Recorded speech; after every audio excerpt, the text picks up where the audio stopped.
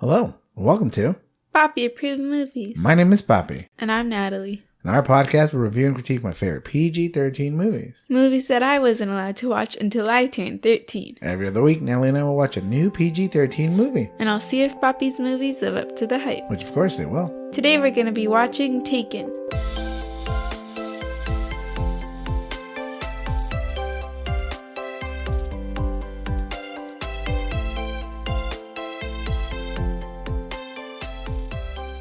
Before we begin, there will be spoilers. If you haven't seen the movie and don't want it to be spoiled, press pause and come back when you're finished. There is a content warning for sexual assault for this movie. Hey, Nat, how you doing? I'm cold. It's not even cold. It is. It's 100 degrees in the house. Now, Papi, tell me the deets on this movie. Taken came out in 2008 with a runtime of 1 hour and 30 minutes. It's streaming on Netflix. It was written by Luc Besson and Robert Mark Kamen, and directed by Pierre Morel. The main stars are Liam Neeson, Maggie Grace, and Famke Janssen. Fun fact, there are 2 sequels in the TV series, and this movie made Liam Neeson an action movie star. So he does a bunch of action movies now, that guy, even though he's an old man. It's also written by Luc Besson, which I didn't know, who wrote The Fifth Element. Yay! So what do you think, Nat? I liked it a lot. You liked it a lot? Mm-hmm. It was a pretty good movie. Yes.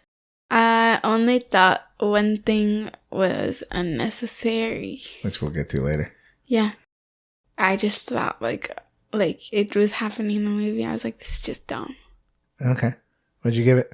I gave it a 5 star. 5 stars for Taken. Okay. What were your guesses? Like a 4.5, 4 star. I knew you liked it because I thought you thought it was a good content, but you're not into action, so I thought that part bored you, you know? But it did have a good story. I got a little bit, it hit me a little hard now. You know, I think I saw this movie. I watched it in 2008. You weren't born yet. Your sister was 2. I was 1 year away. You're 1 year away from being born. And now that you're 2 young women, it hit me a little harder, you know? And especially considering Sophia is the exact age of the girl in the movie. Who gets kidnapped and sold, you know? Yeah. So, it got me in my feels. Got me a little scared. It was more scary than I remember it. You know, back in the day, I'd be like, whatever, it's fine, good movie. But now I'm like, I have 2 young women now that would be targets for such terrible, horrible crimes such as these. So I do actually think it's kind of a mature movie. I think maybe it's not PG-13 even. Yeah, it is PG-13. I know that, but you were right. The subject matter, maybe not the action, maybe no F-bombs, maybe not, no nudity. But I do think that maybe it would be better as a rated R movie. Yeah, because I think a little 13-year-old would be like, whoa, I don't know. You're right. I think so. The subject matter is scary and sad and real, you know? And then, of course, the fact that these young girls were turned into prostitutes and then drug addicts and, a lot of them died and the abuses they went through. I think it's a very mature, movie concept, and I don't necessarily think it's, good for, a fresh 13-year-old. Yeah, it's a horror movie in ways, Yeah. Because it's real. I would actually definitely characterize the movie as, at least a thriller. Yeah. Yeah, I get that. Maybe not a horror movie because, horror movie, there's other, concepts, types of scariness.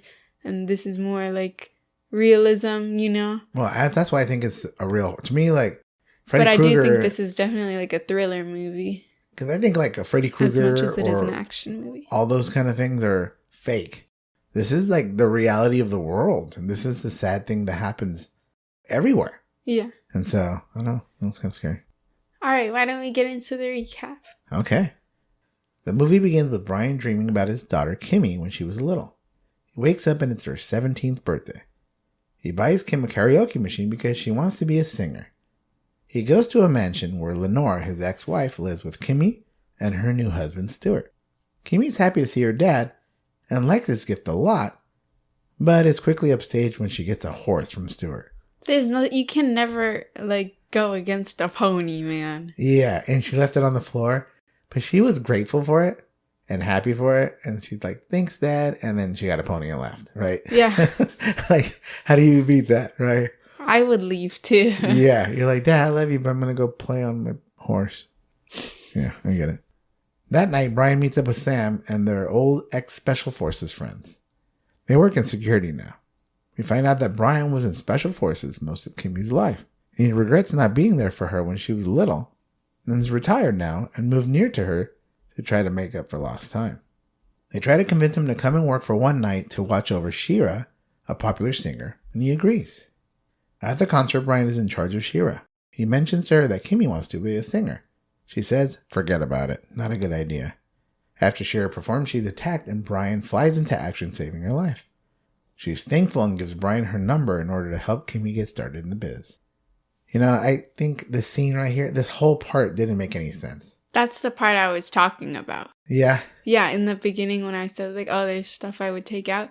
I think the whole, like, her dream to be a singer, extremely unnecessary. Yeah. And especially the fact that the woman was so, like, rude too, as a singer, being like, no, it's stupid, like, shut up, don't follow your dreams. As a singer, someone who followed their dreams, it doesn't make any sense. Yeah. You should be like an encouragement, if anything. And I think it was just like, it had nothing to do with the story. Yeah. It was kind of useless, except for to make up for time. Yeah, the movie's not very long. It's an hour and a half long. You know, it's already a pretty short movie. It might be the shortest movie we've watched. And to take that scene out would take like 20 minutes. It'd be like an hour and 10, an hour and 15 minutes movie.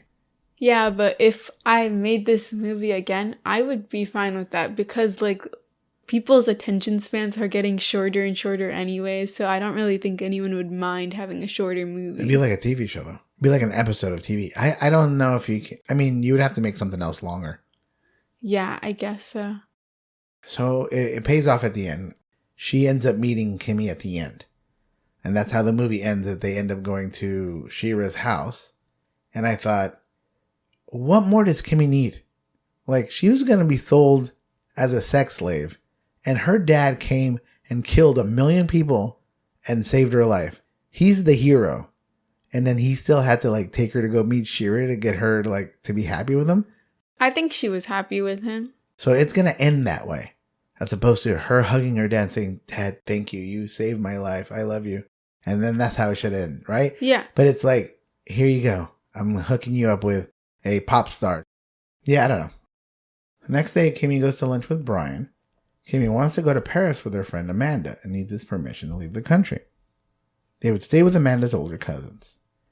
He says he'll think about it, which usually means no, and Kimmy runs off like a spoiled brat. That night, he calls her and tells her she can go as long as he knows where she is at all times. My question is, why couldn't he just go to Paris and, like, book a hotel nearby, like where she was staying, and then just be there? Yeah, I guess he could have done that. He can, like, take a vacation to Paris. Yeah, because he's retired. He doesn't have... Yeah. Make sure, like, she's okay. Maybe stay in a hotel nearby. Then what was the point of her going? For the concert. She can still go to the concert. She was only going to go to... She lied to him. She wasn't going to be in Paris the whole time. We find out later that she's actually going to different cities in different countries to follow U2. They're going to be roadies. I mean, I guess he would have found that out then, but I guess it wouldn't have been a bad idea for him to go with her. But, like, she didn't want him to go with him. But, like, I think that's kind of dumb. Dumb letting her go. I would have never let you guys go until you're, like, in your early 40s. Then you guys can go. Or you would have just gone with us. Well, she didn't want to go with him. Well, that kind of sucks for her because she's like a child and she's also kind of dumb. Well, the problem is the mom. So the mom was the one that already gave her, like, you just got to convince your dad. I really want you to go. I'm going to pay. So, you know, she didn't pay for it. Yeah. Her mom and her stepdad pay for it. And I think the mom is also stupid because she was genuinely being deceptive to the dad. Because she knew that about her own daughter, like, leaving the country and doing random stuff. Because she knew she was lying. Yeah. So she was just getting him to sign a paper, like, without actually telling him the, like, proper details. Yeah. Yeah. I think they were both bad. I wouldn't have done it if I were him. Especially knowing the things that he knew, right? Yeah. Yeah, I definitely wouldn't have done that. So Brian takes Kimmy to the airport and he finds out she has bigger plans than just Paris. He's upset that she lied to him and gives her an international cell phone to call him. He drops her off, and she's gone. Amanda and Kimmy land in Paris and meet a handsome boy named Peter. He flirts with them and asks if they will share a cab with him. They agree. Step one, wrong. Yeah. They get to their apartment, and before he leaves, he invites them to a party. As Peter leaves, he makes a suspicious phone call. So, where was Peter living? They took a cab together, and he just ends up on the same street they live on? Do they not think to, like, listen and be like, oh, so where's your next stop then also? No, he gets out. He walks out. Yeah, like what? So he lives in the same neighborhood as they do? Yeah, and also you let a stranger follow you to wherever you're staying. That's like the stupidest idea if you're not staying at like a Hilton or something. Yeah, they're staying in an apartment. Even if people live there, you have these guys might steal Amanda and Kimmy and Amanda's cousins, right? Yeah. So it might be a bad situation all around. Yeah. And then I love how also, another bad thing is they told him, like, yeah, it's our first time coming here. We're on vacation. What is wrong with you? Yeah. Are you not thinking? Did they say they were alone? They might as well, right? No, like, I think they were saying, like, oh, we're going to stay with our cousins. Yeah, maybe. Actually, no, they did tell him that they were alone. Because they were like, but they're in Madrid. That's what Amanda said. I know, but Amanda was later, like, though? We're staying at our cousin's house, but they're in Madrid right now. So basically, they just told them, like, yeah, we're alone. Yeah, we're alone in the house upstairs, and come and find us. I love how he just walks off and makes a suspicious phone call. Like, we know what's going on. And he didn't have to do that. When Kimmy and Amanda get into the apartment, Amanda admits to Kimmy that her cousins are actually out of town. So I think maybe that's when she mentioned it. I actually remember she told him that, and then they walked inside, and then Kimmy's like, sorry, what did you say about them being in Madrid? Maybe. And then they like kind of talk about it more. Kimmy calls her dad, and then she sees Amanda get abducted. Kimmy tells her dad, and Brian tells her to stay calm and hide under the bed. He asks her question, and she tells him about Peter. Brian begins recording the phone call. He tells her that she will be abducted, but to leave the phone on and yell out any details she sees about the abductors. That's such a terrible thing. So like, scary. imagine being told you're going to be stolen, so like our only option is to find you. Yeah. Like, that is the most terrifying thing ever. And like, he had no doubt that they were going to find her. Yeah. They knew that was going to happen. That was scary. Imagine being that dad. I mean, if I were like, baby, you're about to get stolen, and just scream out a bunch of things so that way I can try to find you. Like, he didn't even try to come up with like a first option and then be like, and then if you do get stolen, do this. No, he was just like, you're gonna get stolen, so guess we'll have to find you. Yeah. Kimmy's taken and mentioned, get the name of the movie. Kimmy's taken and mentions a moon and star tattoo on their hands. The abductor gets on the phone, and Brian tells him to let her go, or he will find them and he will kill them. That's a very famous line where he says, I have a specific set of skills that'll help me find you, and I will kill you. And the abductor says, good luck, and hangs up. Brian jumps into action and drives to Lenore's house and asks Stewart if he has enemies, to which he says no. He tells him to charter a flight immediately to Paris. Alright, backtracking a little. I think that maybe she could have gotten away with it, like, for a little longer, because the people were leaving, and then she proceeded to, like, start talking on the phone and be like... They knew there were two of them. That's when they, like, heard her and then, like, grabbed her. Like, well, there could have been a chance, right? They knew there were two of them. They grabbed both girls. They knew there were two girls in the apartment. They were in that apartment, like, 5 minutes before they came. True. Like, Peter never went home, right? Peter was just standing outside the door and made a phone call. Waiting for the gang to show up. They showed up, and then he went back to the airport to look for other people, so... Okay, never mind then. Anyway, so Brian sent Sam some information, the recording, and Sam tells Brian that the tattoo belongs to an Albanian gang who specialize in human trafficking. Marco is their leader. Brian gets to Paris and begins at Amanda's cousin's house. It's a mess showing signs of a struggle. He finds Kimmy's cell phone and goes through the memory card to look at the pictures. In one of the pictures, he finds a reflection of Peter. Brian goes to the airport and finds Peter going for another mark. Brian attacks him, but Peter gets away with the help of an accomplice. Brian chases after him, and it leads to Peter getting run over by a truck and killed. I mean, at least the girl that was the mark got away. She did, yeah. I know it wasn't a part of his plan to save anyone other than his daughter, but, like, at least she got away. That was also evident that he didn't care about any other girls. Yeah. Because he left 2 brothels with a bunch of young women addicted to drugs and left. Yeah. And also, like, You could just tell he cares like absolutely nothing because he's like grabbing these girls. Like the girl to get in the same car as Peter, he like shoved her onto the street. Right. Well, I mean, he saved her life. But yeah, he was tunnel vision. He only cared about getting Kimmy back. He didn't even care about Amanda. No. Which later on he finds dead, but he didn't even care about her. Anyways, Brian reaches out to... That makes me wonder, like, oh, would he have saved Amanda? Yeah, no, I don't think so. He did save the one girl who helped. We'll find out later who had her jacket. Who had but Kimmy's not really. jacket. He needed the information out of her. Yeah, but he saved her.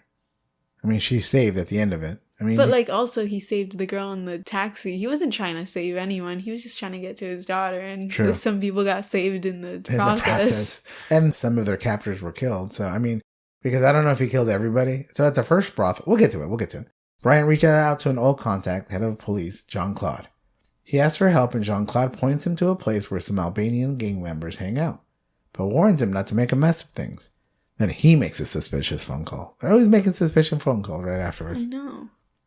How does everyone have each other's numbers? Like, isn't that a way to get... Like, can't phone calls be tracked? I know, right? You would think that these are bad phone calls to be making. Get a walkie-talkie, man. Brian hires Gregor, a translator, and goes into action. He pesters the prostitute until her pimp comes and Brian plants a bug on him. Then Gregor translates everything the pimp and their other associates say. They talk about new merchandise at a construction site, and Brian kicks Gregor out and leaves. We notice that Brian's also being followed by one of Jean-Claude's men. Darn you, Jean-Claude. The construction site is actually a brothel. He goes in and sees a girl with Kimmy's jacket. He grabs her and kills some goons along the way. He escapes with her, and there is a car chase. He gets away safely and then loses Jean-Claude's guy. Brian takes the girl to a hotel. So right there in that brothel, he didn't kill everybody, I don't think. He punched some people out, maybe killed a few people. He didn't save any of those girls. He could have taken the whole brothel out of commission. Like, girls, wake up, get out, run, And he didn't do any of that. But all the girls, you can't really do that because all the girls are so extremely drugged that, if you told them, go, get up, run away, they can't move. That's how drugged they are. He had to carry that girl out. Her, yeah. But if he killed everybody, then they had time to sew her up and leave. Yeah, that's true. Unless more people would come. Probably more of the king would come. Later, Jean-Claude calls Brian and tells him to leave the country or be arrested. Brian tells him no. At the hotel, Brian gives the girl an IV, and when she comes to, he asks her about his daughter's jacket. I start to wonder where he got an IV from. He used needles and... I mean, it was a homemade IV. It wasn't real, right? He just got stuff from a drugstore? I guess so, but there was a whole baggy thingy.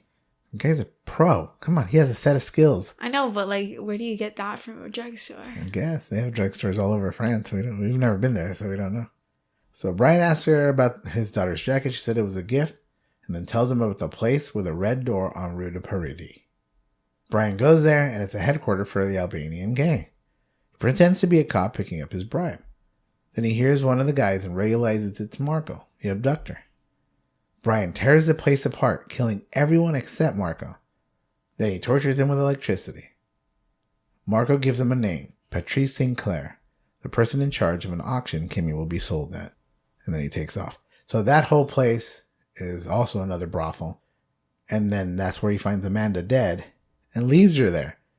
I mean, what are you going to do with the dead body, realistically? Call the police and then have someone come pick him up? You're going to get in trouble. No, it'd be like an anonymous phone call, in a pay booth, Guy's a professional. He knows what to do. But I'm saying, that whole area has, 30 killed men because he killed all of them, right? Yeah. And he left Marco in electrocution for the rest of the weekend or whatever he's going to be. I mean, he's going to be dead. He's just going to be, in electrocution. Yeah, eventually he dies, right? Jean-Claude gets home and Brian is waiting for him. Jean-Claude tries to shoot Brian with his gun, but he had emptied it before he got there. Jean-Claude admits to taking bribes, but knows nothing else. Then Brian shoots his wife and asks for info on Patrice, or his wife will die. Jean-Claude looks at Patrice and Brian is off. That was the most cold-blooded thing he did. Yeah. He shot that guy's wife, and they knew each other. And the wife was very, very nice. Kind to him. Very nice. Invited him over. They were going to have dinner. So they worked together back in the day when he was in Special Forces, right? Uh-huh. And so he knew his wife. They were probably friends. And he shot her. No sadness. Their kids are in the other room. Yeah. You know, he shoots a mom right there in front of him. That would have been even worse if he shot one of the kids. Yeah. That would have been good, man. It would have been pretty. Like, I'm going to shoot every one of your kids if you don't tell me the information. I guess, you know what? Maybe Jean-Claude would be like, you're a good guy. You're never going to do that. I'm not going to give you any information. You can't shoot me. You're not going to hurt me. And then when he shoots his wife, he's like, oh, man, this guy's crazy. Yeah. Like, at that point, you're going to give him whatever he wants, right? Yeah. Well, I think a part of it was like, you need to get your wife to the hospital. Yeah. Also, make it fast. No, but he just needed the information. He needed it now. That's true. Right. I mean, first, you have to get the information. Second, you need it fast, right? Yeah. And who knows if he was going to get it. Checks all the boxes. Brian gets into Patrice's party using Jean-Claude's ID. He investigates the place and finds the auction. Then he sees his daughter and gets someone to bid on her by gunpoint to get her back. Unfortunately, he's apprehended. This is a part that I didn't care about either. Like, why is he going to get caught? Like, all of a sudden he gets caught? Like, he's too good to get caught. Yeah, I know. Plus, he could have just, like, shot all of them. Yeah, well, that or just like, okay, get him and then just leave. And then she's going to come out of the place someplace, right? Follow the bad guy and then you'll know where he's going to be. But I don't know. Also, it's probably, like, not reasonable. But why couldn't he have just, like, at the bidding, just shot through the glass, grabbed her, and then ran? Yeah, I could see that, right? I don't think it's bulletproof glass, right? No. Like, he could have just shot. First of all, kill the guy that, like, is sitting there. Right. And then shoot through the glass, run in, grab her, and then, like, carry her out. Because that night, who knows how many girls were auctioned off? Yeah. And every one of them went home with whoever bought them. Exactly. Yeah, so even Kimmy. So what if you lose her, like, in your stupid bidding thingy? Right. No, I'm saying, like, there it goes back to the point where he didn't care about anybody else's kids because every one of those girls went home with a different person. Yeah. So, and there was, like, several. There were, like, 5 or 6 guys that were all, like, bidding on these women. I'm just saying, you could have killed one more person, shot through glass, and got your daughter. Well, then he had to escape. Oh, yeah, I guess that's true. But I really doubt all these he's fancy done it. schmancy He's been people doing have it the so whole much. movie, right? There was a scene where that girl was passed out. Kimmy was at least awake. She would have been able to run with them, right? Yeah. Yeah. All right. Patrice meets up with Brian, who's handcuffed. Brian escapes and kills everyone. He goes to find the guy who bid on his daughter, but watches them drive away. Brian chases after him, and eventually they both end up on a yacht. Brian starts looking for Kimmy and kills everyone on board. He eventually finds her, kills the last man holding her hostage, and they run to each other and hug. Once they get home, Brian returns Kimmy to Lenore. Later, Brian takes Kimmy to meet Shira, who wants to help her break into the biz. The end. So see, it ends on that scene. It didn't need to. I think it's unnecessary. And it, like, kind of, like, it's supposed to end on, like, such a good moment of, like, her getting reunited with everyone. And then, like, it goes to, like, singing. Like, yeah. Which it takes away from the point of the movie. The other thing is, like, he returns her to his ex-wife and her husband, who we know are dumb, right? Yeah. They let her go. They're the ones at fault for all this. Yeah. It would have been nice to, like, start a relationship. His whole point, the whole reason he lives where he lives and he retired and all that is to build a relationship with his daughter because he feels bad about the time that he missed with her. And so why not end that way? Dad, let's go to lunch tomorrow. Can I maybe come spend the weekends with you now or something? You know what I mean? Yeah. Where it's kind of like, yes, it worked. Like, you know, he's or like finally... instead of, or maybe she doesn't say anything like that, but like the next scene in the place of the musician is like her eating lunch with him alone. Yeah. Or just all the time, right? You would hope, who knows what happens after this? If the movie ends, we don't know if they repair the relationship. First off, this girl probably is destroyed, right? Yeah. You know, we see her laughing and smiling when she sees Shira and she's all happy, but obviously she just went through a gigantic traumatic event. Yeah. And an ordeal. So I really don't know how that's going to go. But let's say she goes into a normal life, right? Then we would want them to get together as opposed to, is she just going to hang out with Stuart, who's buying her ponies, and Lenore, who's just a total meaniehead? Like, that's going to be her life forever. And Brian's still on the sideline. I know there's 2 other movies. We're not going to watch them. I mean, if you want to, you can. But how does that move forward? Yeah.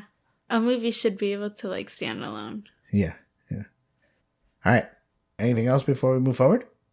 No. All right. Could this movie still be made today? I think so. All right. Is there anything you would change? Not really. I don't see any issues with this movie. All the things are like, they're obviously terrible, but it's realistic. Right. But you're thinking maybe it should be R-rated. Yes. So that's what you would change. Yeah. I would change the rating itself. Yeah. Yeah. Yeah, I think you're maybe right. But that doesn't really have to do with... Actually, it kind of does, being made today. Like, made as a different rating. Yeah. Yeah, I think so. All right. Does it pass the Bechdel test? It does, but not really. All right. Let's talk about the Bechdel test. It's a test or check for female representation in movies. There are 3 criteria. Criteria number 1. Are there 2 or more named female characters? Yes, there's Kimmy, Lenore, and Amanda. Kimmy, Lenore, and Amanda. Good. Criteria number 2. Do they ever talk to each other? Yes, Kimmy talks to Amanda in the hotel and in the cab and on the plane ride or whatever. Right. And Kimmy talks to her mom. All right. And question number 3. Do they talk to each other about anything other than a boy? Kind of, but I wouldn't consider it a conversation, but it is when they get reunited and Kimmy goes, Mom! And then the mom goes, I love you. And that's it. All right. When Amanda and her are talking to each other, they don't talk about... Are they talking about the cousins and not being there? They talk about the party and being like, oh, I like Peter. He's cute. I'm going to sleep with him. Right. So you're saying it does pass? Yes, but I think that it's kind of sad because the conversation is 2 words. But it still passes. All the words that are said is literally just, Mommy, I love you. But they do love each other. All right. Is there anything else before we move on? No. Thank you for tuning in to Papi Approved Movies. If you like this episode, make sure to subscribe, rate, and review on your favorite podcast app or like our podcast on YouTube. We put out an episode every Monday. If you want to see extra podcast content, follow our TikTok at Papi Approved Movies. If you want to suggest a movie for us to watch and critique, email us at papiapprovedmovies@gmail.com. That's papiapprovedmovies@gmail.com. No spaces, no caps. We'll try our best to get to your suggestion, and remember, it has to be PG-13. Next week, Sophia will be back and we'll be watching Leon, the Professional. And I'll be back in 2 weeks to watch Weird Science. I'm Papi. And I'm Natalie. See you next time. Bye!